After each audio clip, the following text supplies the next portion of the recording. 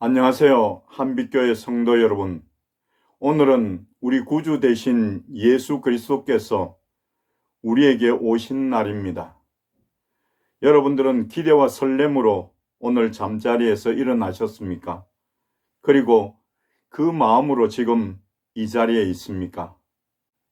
오늘은 누가복음 2장 15절부터 20절까지의 말씀을 읽고 누리고 전할 좋은 소식이라는 제목으로 묵상하며 큰 은혜 누리기를 원합니다. 제 성경으로 신약성경 90쪽입니다. 15절 말씀부터 읽겠습니다.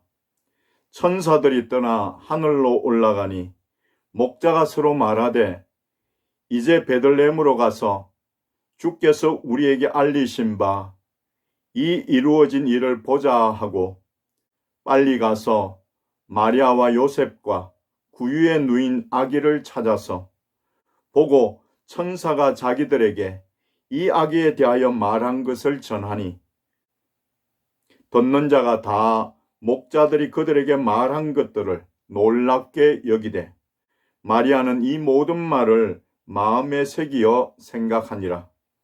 목자들은 자기들에게 이르던 바와 같이 듣고 본 그 모든 것으로 인하여 하나님께 영광을 돌리고 찬송하며 돌아가니라. 아멘. 예수님이 세상에 오셨습니다. 예수님은 하나님이시요 하나님의 아들이신데 그런 분이 사람이 되어 세상에 오셨습니다. 그리고 사람으로서 사셨습니다.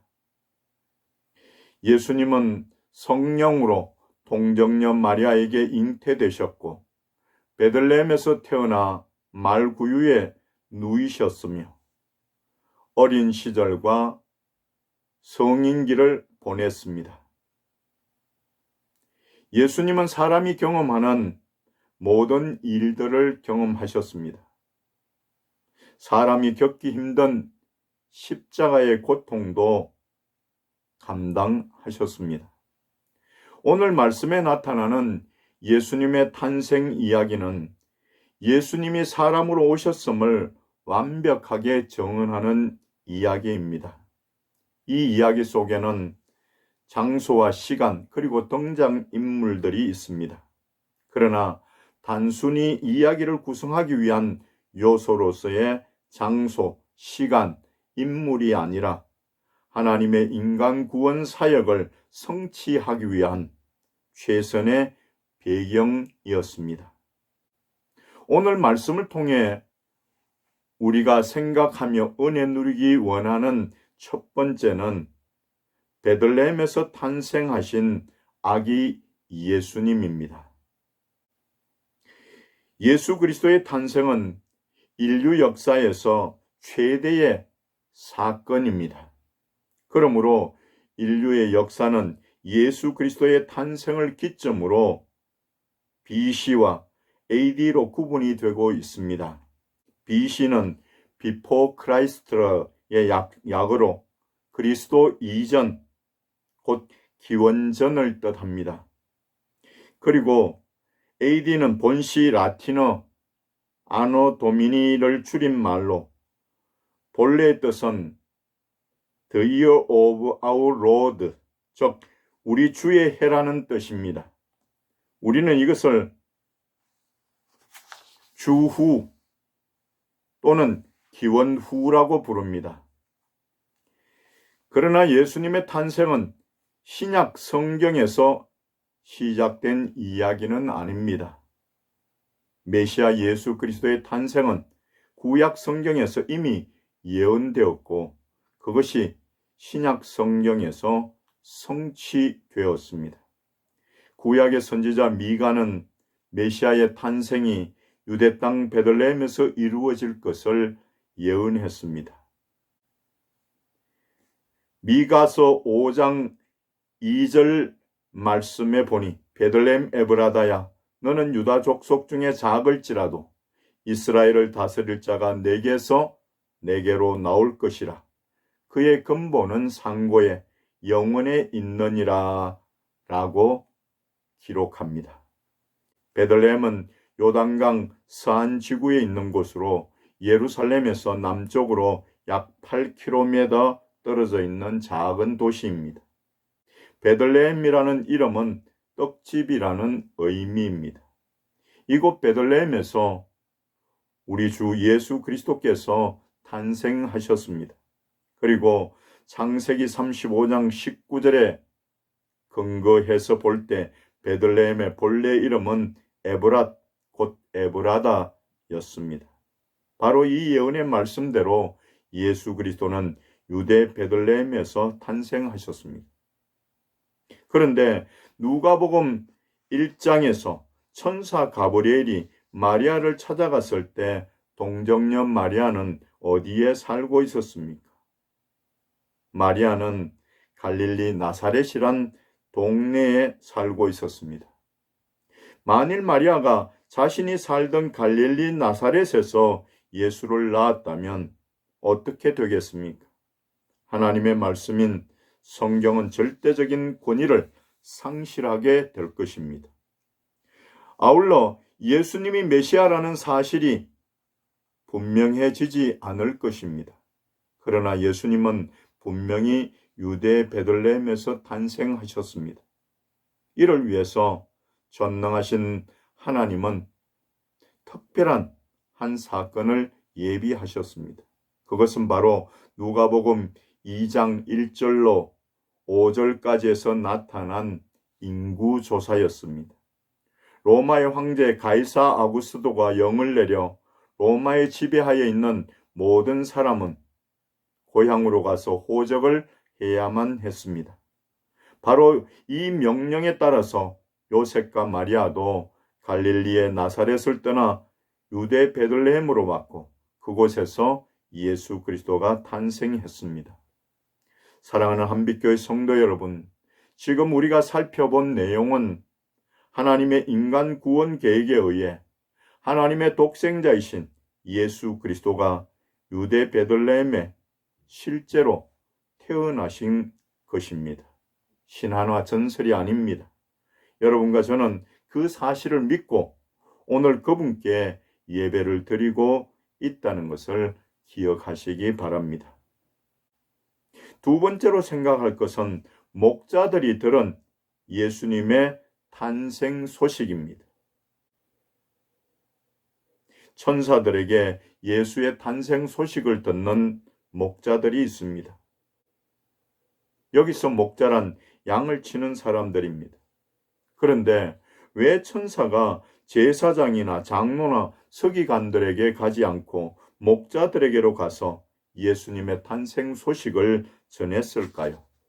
이에 대하여 성경 주석가 매튜 헨리 박사는 제사장이나 장로나 서기관들은 기쁜 소식을 받을 만한 준비를 갖추지 못했기 때문이지만 그러나 목자들이 큰 기쁨에 좋은 소식을 듣게 된 것은 빈들의 장막에 거하며 자기 양떼를 지키기 위해 깊은 밤에도 깨어 있었기 때문이라고 말했습니다. 사랑하는 성도 여러분, 모세는 미디안 광야에서 양을 치다가 하나님의 소명을 받아 이스라엘 백성들을 애굽에서 이끌어내었고 다윗은 베들레헴 들판에서 양을 치다가 사무엘 선지자를 통해 왕으로 기름 부음을 받았습니다. 8절 말씀에 보니 그 지역에 목자들이 밤에 밖에서 자기 양떼를 지키더니라고 말씀합니다. 밖이란 빈들을 말합니다. 양들이 거하는 빈들이 목자들의 일터입니다. 그런데 밤이란 춥고 고통스럽기도 하고 위험이 엄습할 수 있는 때를 의미하기도 합니다. 이러한 환경과 여건 속에서 목자들은 자기 양떼를 지켰습니다. 그들이 밖에 있지 않고 방 안에 있거나 밤에 남들처럼 자고 있었거나 자기 양떼에 무관심했더라면 주님의 성탄을 만나지 못했을 것입니다. 그 당시 사회 구조를 보면 목자들은 제일 마지막에 서게 되는 직업이었습니다. 그러나 자기 할 일, 자기 설 자리를 잘 지킨 목자들은 메시아이신 예수 그리스도의 탄생 소식을 전해 듣는 놀라운 축복을 누리고 있습니다. 1943년 3월 29일 영국의 빈민가에서 한 소년이 태어났습니다. 그 소년의 아버지는 별 볼 일 없는 유랑 서커스단의 단원으로 주로 코미디 프로를 맡곤 했습니다. 이 소년이 12살 되던 해 그 아버지가 속한 서커스단이 파산되는 바람에 집안이 풍지박산이 났습니다. 하는 수 없이 영국의 빈민가 브리스톨에 있는 낡은 아파트에서 살게 되었습니다. 그런데 그 소년이 12살에 그래머 스쿨의 장학생 시험에 합격했습니다. 그날 그 소년은 중고품 옷가게에 들러 누군가가 입다가 벗어 던진 낡은 중학생 교복 한 벌을 샀습니다. 그 당시 이 소년의 가정에는 먹고 살기도 어려웠는데 그런 상황에서 중산층 이상의 아이들이 다니는 그래머 스쿨에 다니는 동안 그런 자신과 싸워야 했고 또 가난과도 싸워야 했습니다. 그러나 소년은 세 가지 삶의 좌우명을 가지고 생활했었는데 첫째는 치우치지 말 것, 둘째는 모든 일에 최선을 다할 것, 셋째는 순수하고 정직할 것이었습니다. 이 세 가지를 마음에 지니고 자신과의 싸움에서 승리하여 1979년 헌팅턴 지역구의 국회의원으로 당선되었고 외무부 장관을 거쳐 영국의 제52대 총리가 되었습니다. 그가 바로 존 메이저 총리입니다.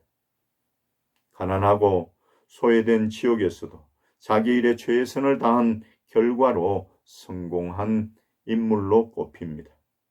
이러한 생애 공식은 하나님의 세계에서는 더욱 실감나게 작용하고 있습니다. 목자들에게 예수 탄생이 기쁜 소식이 천사를 통해 전해졌다는 것은 하나님을 믿으면서 최선을 다해 자기 일을 해나가는 사람에게는 언제나 주님의 좋은 소식이 전해질 수 있다는 것입니다. 사랑하는 한빛교회 성도 여러분, 여러분들은 하나님을 믿고 여러분들이 하고 있는 일들의 자긍심을 가지고 최선을 다하고 있습니까? 하나님은 주어진 곳에서 맡겨진 일들에 최선을 다하는 이들을 돌아보시며 은혜를 베푸십니다. 마지막으로 세 번째로 생각할 것은 믿음으로 행동하는 목자들입니다. 목자들은 엄청난 소식을 천사로부터 듣고 그냥 들판에 있을 수가 없었습니다. 그래서 즉시 베들레헴 현장으로 달려갔습니다. 15절과 16절에 목자가 서로 말하되 이제 베들레헴으로 가서 주께서 우리에게 알리신 바 이 이루어진 일을 보자 하고 빨리 가서 마리아와 요셉과 구유에 누인 아기를 찾아서라고 말씀합니다. 여기서 좀 더 자세히 살펴볼 것은 첫째로 주님께서 우리에게 알리셨다고 말한 것입니다. 천사가 알렸다든지 주의 사자가 알리셨다고 말하지 않고 주께서 우리에게 알리신 바라고 15절에 말씀합니다.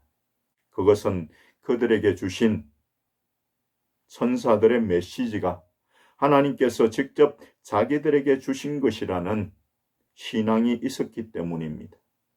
그래서 빨리 가서 아기 예수님을 찾아보았습니다. 성도 여러분, 신앙인의 행보는 빨라야 합니다. 기독교는 명상만 하는 종교가 아닙니다.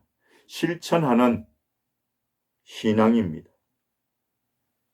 복음을, 확신을 가지고 빨리 삶에 적용하는 것이 신앙인의 바른 자세입니다. 부지런하고 적극적이어야 신앙생활을 제대로 할 수 있습니다.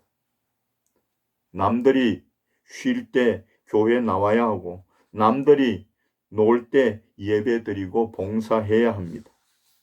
남들이 하지 않는 성경 공부, 새벽 기도도 해야 하고 전도도 해야 합니다.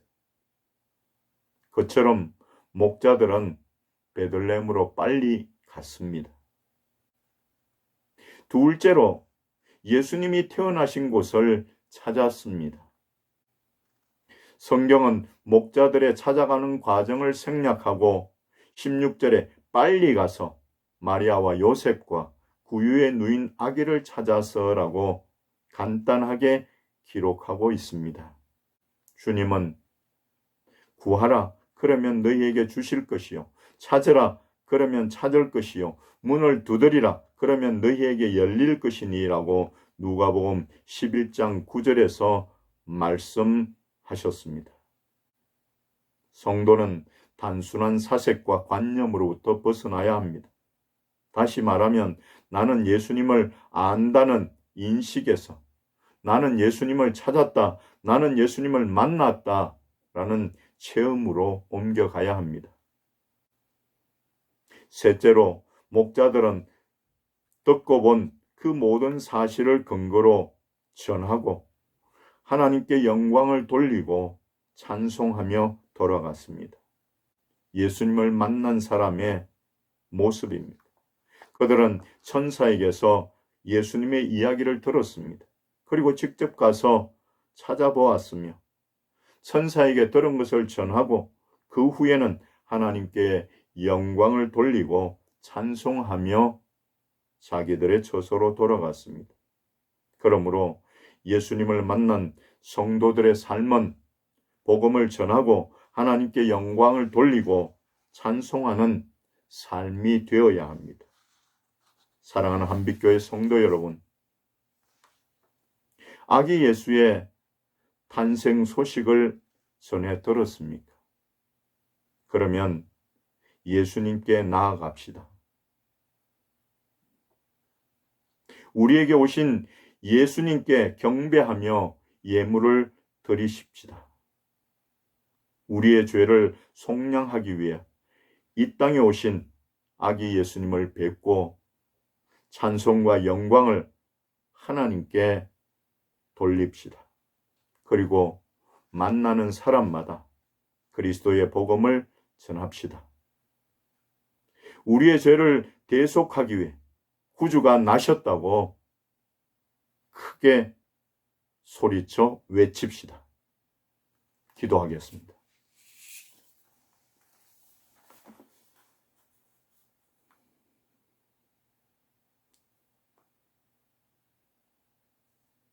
놀라운 사랑으로 독생자를 이 땅에 보내주신 하나님 아버지, 오늘 이 시간에는 이 땅에 오신 예수님의 탄생을 감사하고 기뻐하며 하나님 앞에 예배로 영광 돌립니다. 모든 것이 하나님의 은혜요.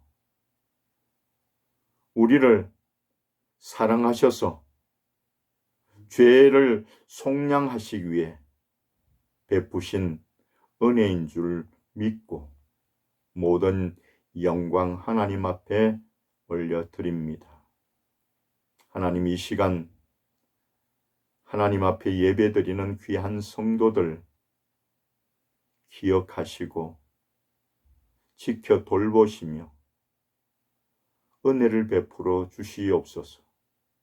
힘들고 어려운 때를 사는 저희들에게 하나님이 힘이 되셔서 주장하시고 돌보시며 인도하여 주시옵소서. 가정과 가족들에게도 동일한 믿음과 은혜를 베풀어 주시옵소서. 몸이 연약한 성도들이 있습니까? 긍휼히 여기시고 주님 고쳐 주시옵소서. 이 시간도 성탄 감사 예물을 하나님 앞에 올려드립니다. 하나님 기쁘게 받으시고 우리의 삶에 크신 은총 베풀어 주셔서 하나님이 기뻐하시는 믿음으로 살며 날마다 하나님 앞에 한 걸음씩 더 나아가는 귀하고 복된 삶이 되도록 은혜를 베풀어 주시옵소서. 이 나라 이 민족을 긍휼히 여겨 주시옵소서. 코로나19로 고통받고 있는 이들을 불쌍히 여겨 주시옵소서.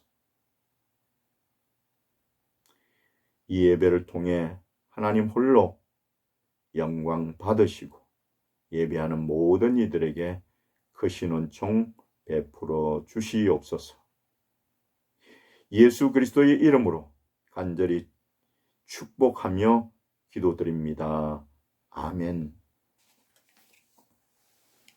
이제는 우리 구주 예수 그리스도의 크신 은혜와 하나님 아버지의 크고도 놀라우신 사랑하심과 성령님의 충만 역사 위로 교통하심, 예수님의 성탄을 맞아 예배드리는 모든 성도들과 저들의 가정과 가족들과 838 대대와 이 나라 이 민족 위에 지금부터 영원토록 함께 있을지어다. 아멘.